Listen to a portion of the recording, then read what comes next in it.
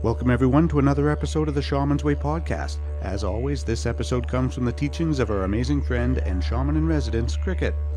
We hope you're enjoying these podcasts as much as we enjoy making them, and I'd like to take just a moment to ask you if you would please leave us a rating and a comment in iTunes or whichever podcast player you're listening to us from. Giving us a rating and sharing this podcast with others is the biggest way you can tell us that you like our show. Now, without further ado, on with the episode.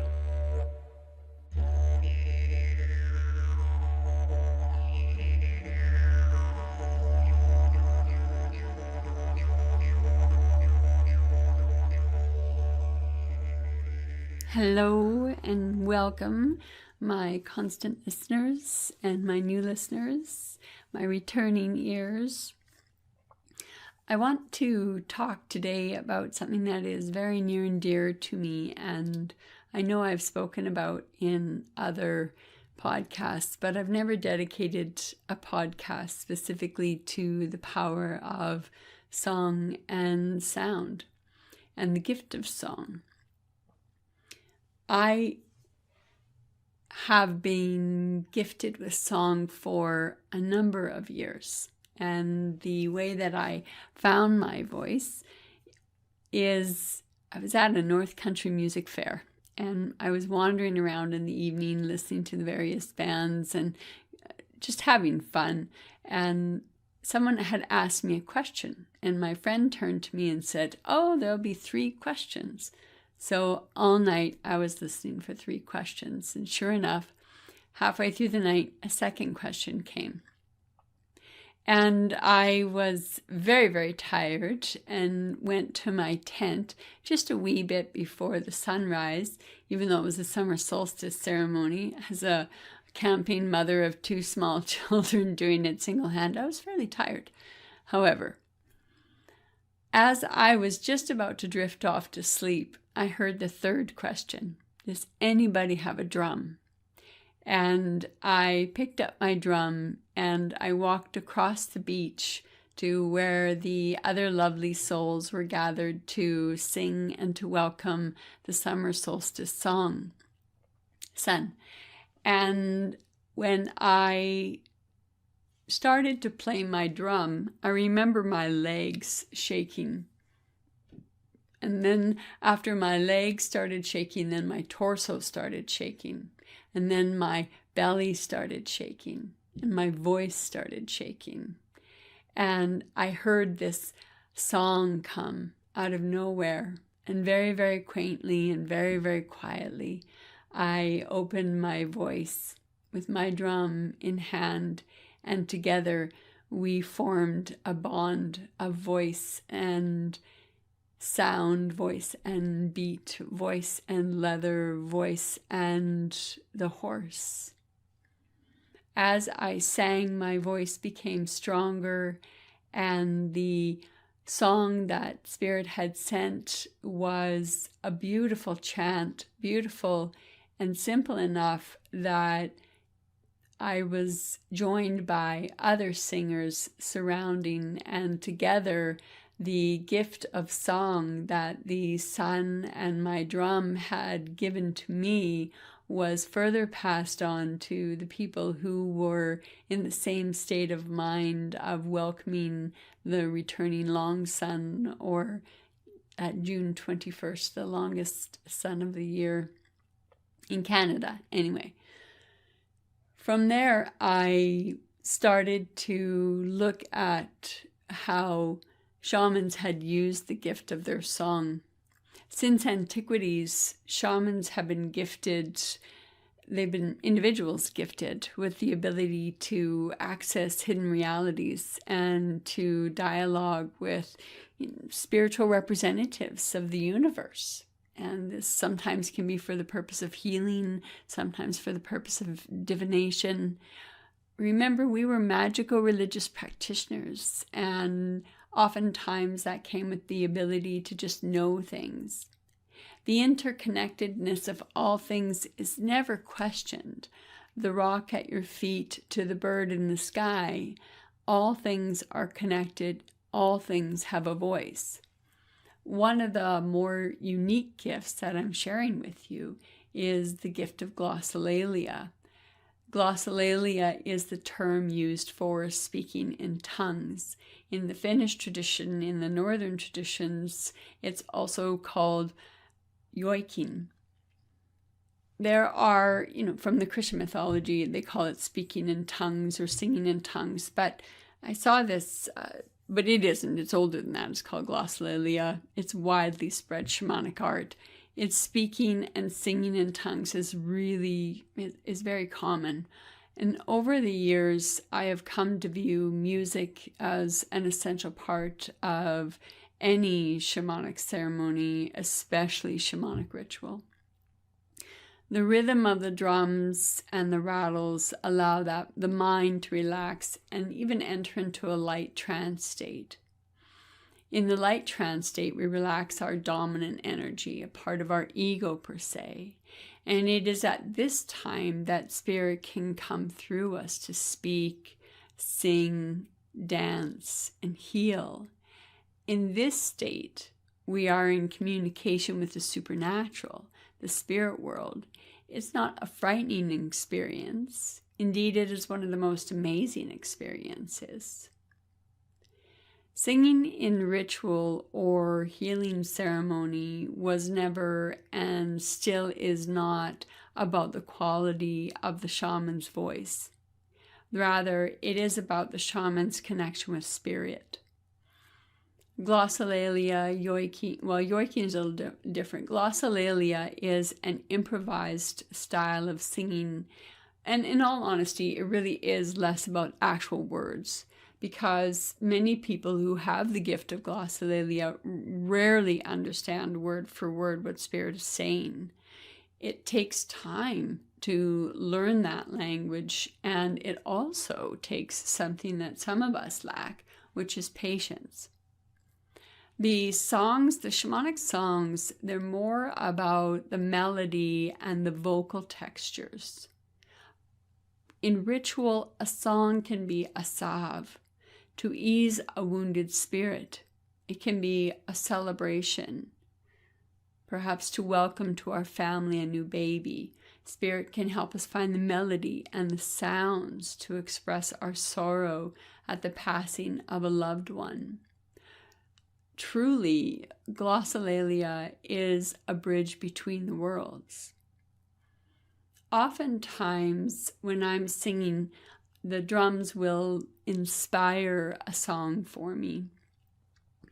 And in that inspiration of song, they're often not the same. Some songs stay with me. Some songs stay with me, and I can only remember them if the rhythm is coming out in the drum. At other times, songs come and we are being sung by the song. The song joins with us. I read a passage once, I think it was in Blackfoot Physics, where the person came to a ceremony and the drums were going and this person sang a song, and the person didn't know the song, didn't really know the words, and later a gentleman came up and said, "Oh, you just sang my Uncle Albert's song."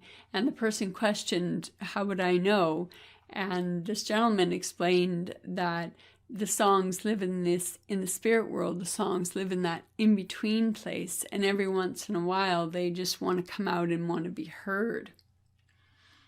So oftentimes I don't hear the same song twice.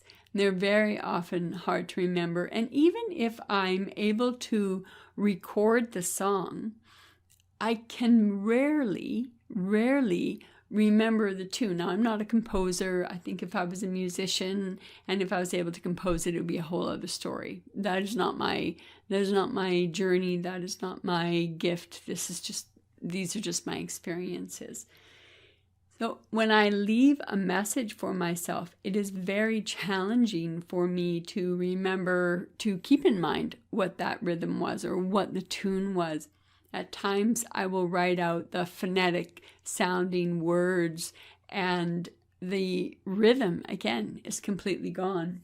So I find that really very interesting, sometimes very frustrating, because the songs are absolutely astounding, Some songs, they are so sad. Sometimes spirits come through whose words or whose story isn't finished. And the song feels to me like I'm finishing someone's story, or I'm telling the last minutes of their life, or the last year of their life, or the regrets of their life. And I sob while singing, and my throat hurts because the sounds, the words have been choked by that spirit for so long that my body responds in kind.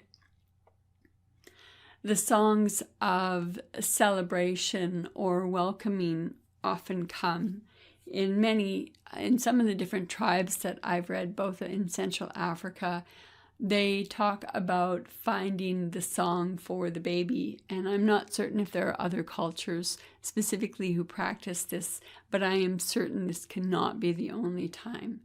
And in the village of the Yoruba people, or not the village, but within the tradition of the Yoruba people, if there is a baby coming, then the midwives, the grandmothers, there's a group of women who are assigned the task of going into the wilderness.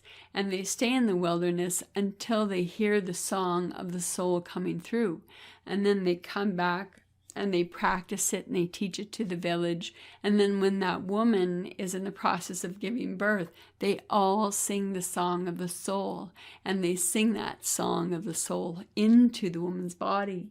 What a beautiful way to enter the world. Can you imagine if you've grown up in Canada, the US, and many other countries where we're born in the sterile environment of a hospital, or we're born in the silence of our own room, but can you imagine how it would feel as a soul to be welcomed on the vibrations, the tones, the waves of the song that you sent ahead of yourself?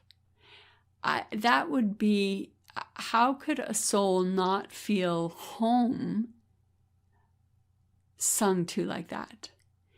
Perhaps we feel lost and disconnected because nobody sang our song, because we didn't have ourselves welcomed. In many times when I am working individually with a person, I will hear the song of the body. And the song is some of them are very soft, some of them are very powerful, some of them get very guttural sounding if I'm working in an area where there is a lot of stored energy, such as in the low back, often in the shoulders. But men and women, sometimes there are patterns that follow within the male and follow within the female energies. I don't necessarily mean that, I just mean that if the anima or the animus is expressed regardless of the gender of the person on the table, depending on which energy is expressed more, there are different songs for it. I'm always very touched to hear the song of the individual body, the individual soul. I think it is just it's like honey on the tongue. Honey on the tongue, because it is the sweetness of the soul. It is the soul begging to be heard in another way or being sung. We have a preponderance to put everything we know and understand within the compartmentalization of some form of language, whether the language is writing, whether the language is speaking, etc., etc. However, what I also know is that we are pre-linguistic, we are prehistoric, we are pre-linguistic souls. We sing to fire without using, for me, an English words. Unless I'm taught a specific song by fire, then for me it is sounds. For the fire itself has its own random sounds. I don't believe that the spirit of fire necessarily understands the language of whatever language you speak. I'm not saying that there isn't power in that. I've definitely seen power in songs that are sung in the native tongue that have been passed down or even taught from spirit to the individual that certainly impact whichever element or whichever aspect you're working with. However, I've also felt a deeper connection to an element or to a being or to a healing if it is simply sound and I don't have to get my brain involved to interpret it. If I don't have my brain involved to interpret it, then I am freer to create the song, the glossolalia, to enhance that experience or to sing the song of the soul because the soul itself hasn't had the opportunity to express it. So in having the gift of the ability to hear and the courage to sing, I think is invaluable to me. It is absolutely invaluable to me.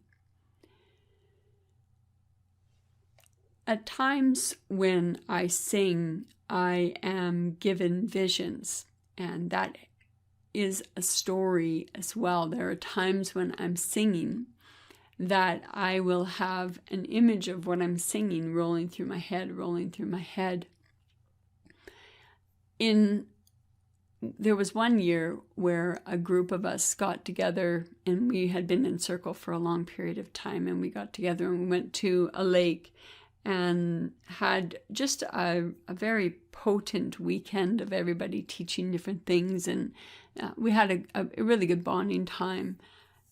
At one point in just a simple drumming session, this song came out of nowhere, and I was singing the song about the Mississippi River, and the Mississippi River was rising, and I was singing these words of loss, and it was traumatic, absolutely traumatic to see these visions and these images, and I could see Black people running, and I could see the river rising, and I could see just destruction, incredible destruction. And after I was done singing, I remember the only way that I could cope at this point, because my soul had been ripped so wide open, was to find a dark corner and fall to my knees and weep. What I didn't realize was that I was seeing a hurricane that was coming through, Hurricane Rita, and it was a forecast of events that were to occur. And I thought I was seeing a past event, but when we gathered to do the psychopomp work for Hurricane Rita, I realized that what I was singing, what was forecasting, I tapped into that well of knowledge, or that capital K knowing that we have when we have that intuitive insight. And it could also have been a song that was singing the lament of the land, or the lament of loss, the lament of death, and perhaps the strength of that song, even though Hurricane Rita was coming, was just a build-up of that pain prior. So it could be that there was ancestral wounding coming through that was an envision or a psychic intuition of events coming later. Because we have, as we talk about and is being spoke about more, lineage or ancestral trauma or lineage trauma. The earth experiences the same lineage trauma. The earth experiences the same trauma. There are many countries that are in hurricanes that have hurricanes and hurricane season, tornado and tornado seasons, typhoon and typhoon seasons, so on and so forth. So there is a perpetual relationship between chaos, destruction, and rebuilding and envisioning. There is that continuous relationship. And in that continuous relationship, energy is added to energy is added to energy. And as a result of that energy rising, when we tap into it, we tap into the relationship of the past to the present and to the future. but we certainly have the ability to sing those.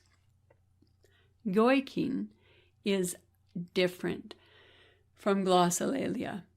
Yoyking is spirit singing an answer back.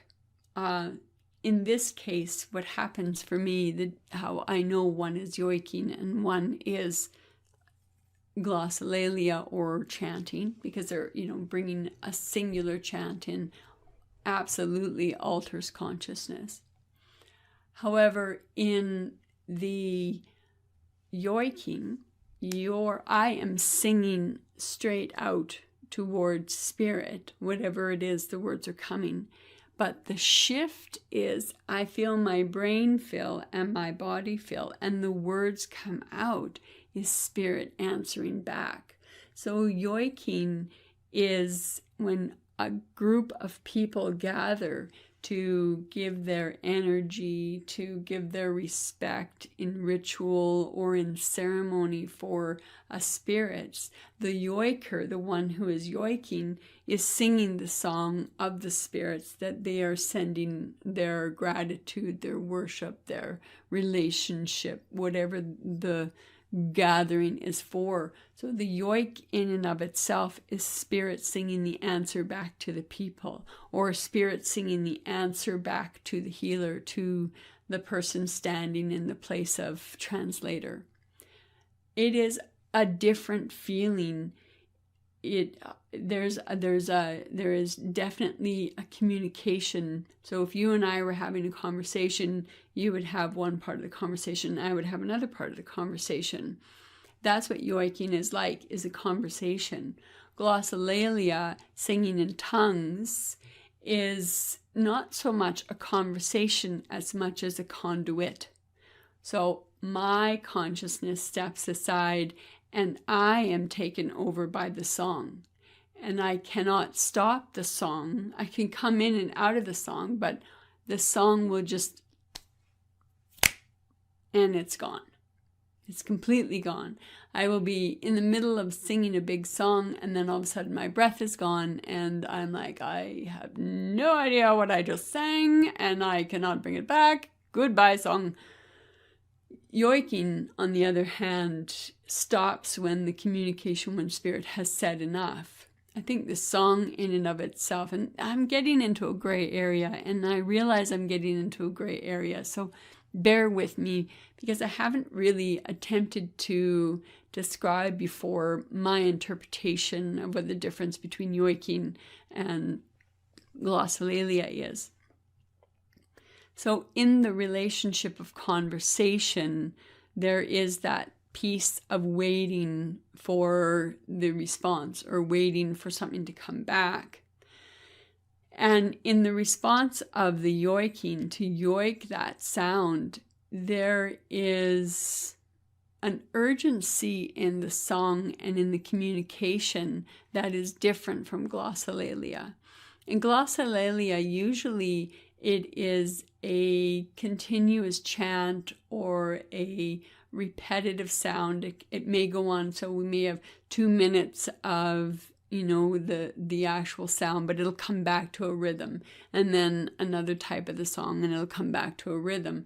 Whereas glossolalia or yoiking really doesn't have that. It is a sentence, a paragraph sung back to the people in response.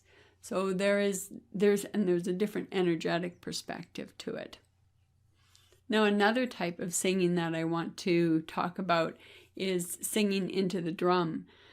And I know that there are some tracks. I think there's a track of singing, and I know that we have a singing drum track that is quite long, but that isn't on the site yet. However, that is an amazing singing relationship.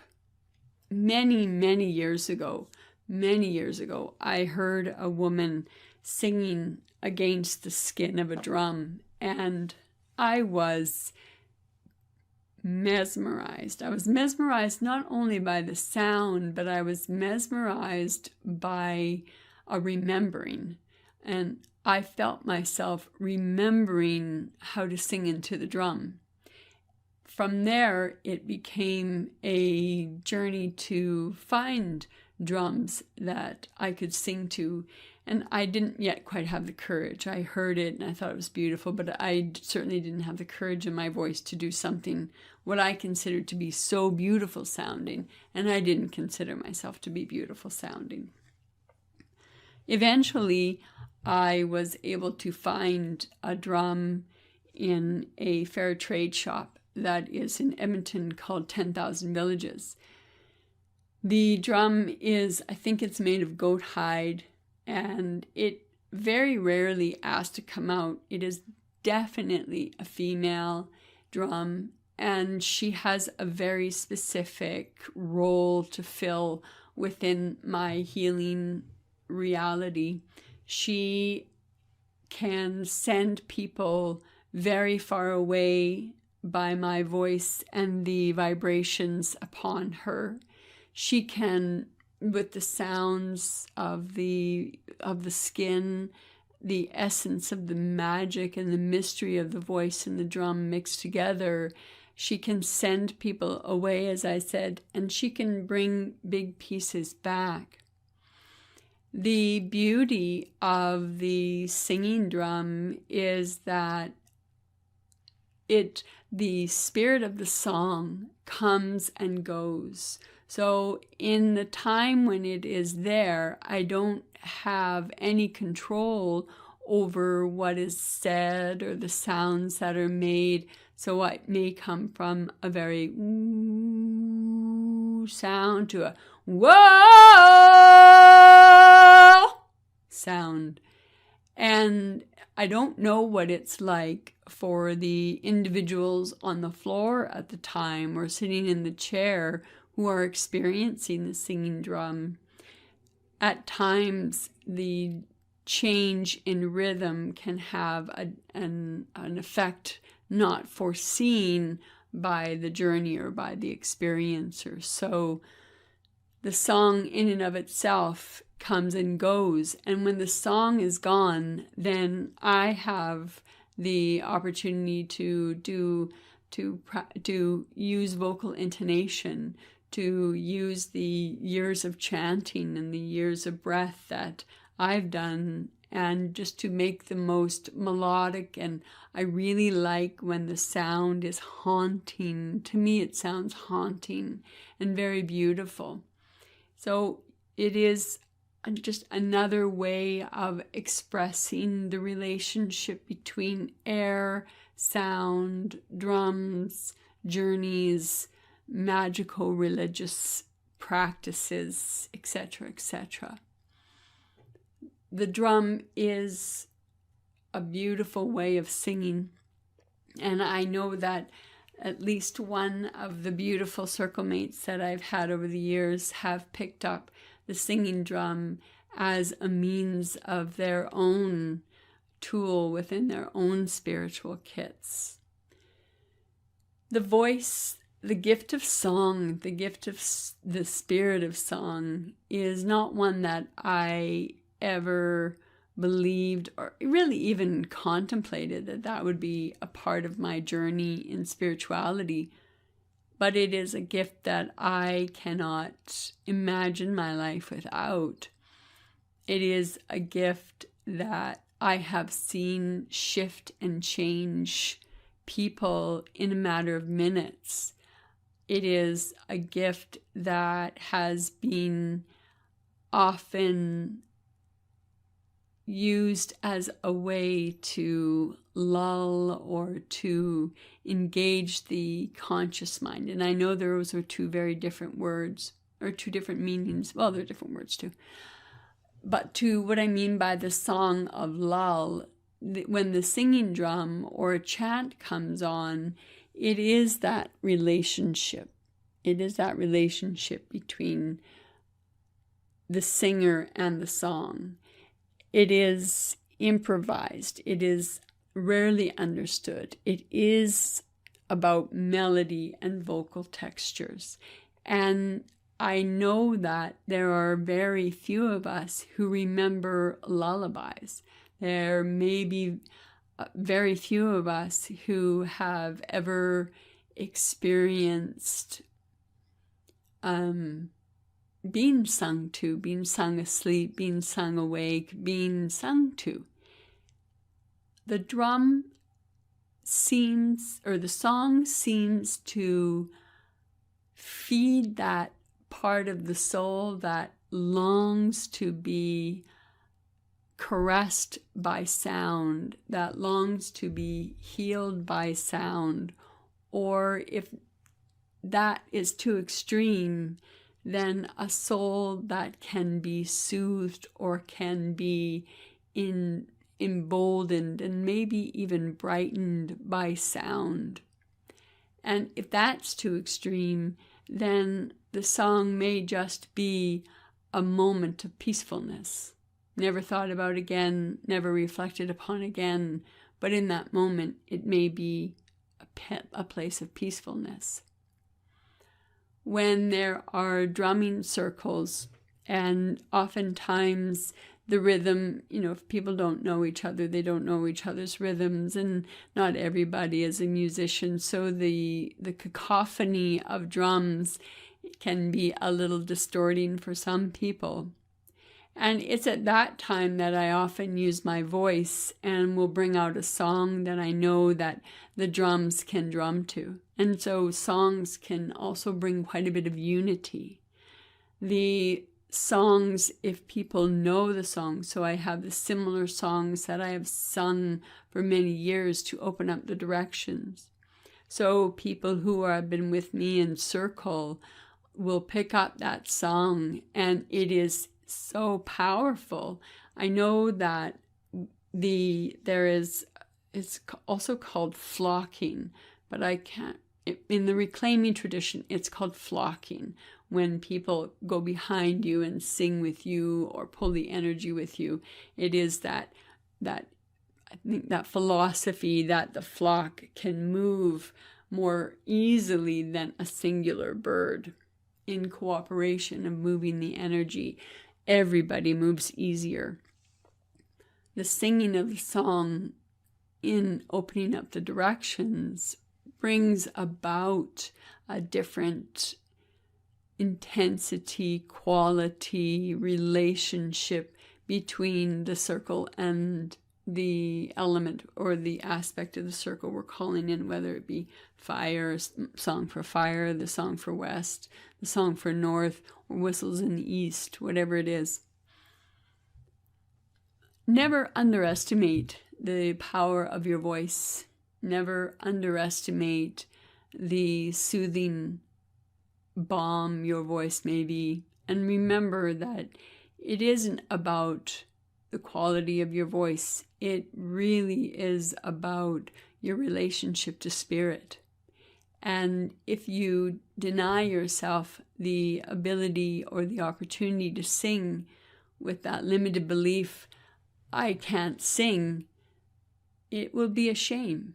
It would be an absolute shame. You may have a gift that you didn't see, or you didn't think about, or you didn't realize you had.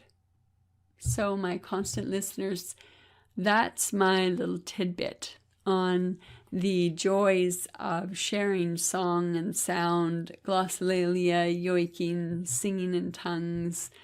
I hope that you can embrace song for yourself in different ways. Or if you are too shy to sing, I hope that you get the opportunity to experience someone singing around you, with you, and for you. So until we encounter each other again, I wish you just the most awesomest of awesomest blessings. And if you don't like blessings, then the awesomest of best energy, whatever you will accept. And until again, see you again. Bye.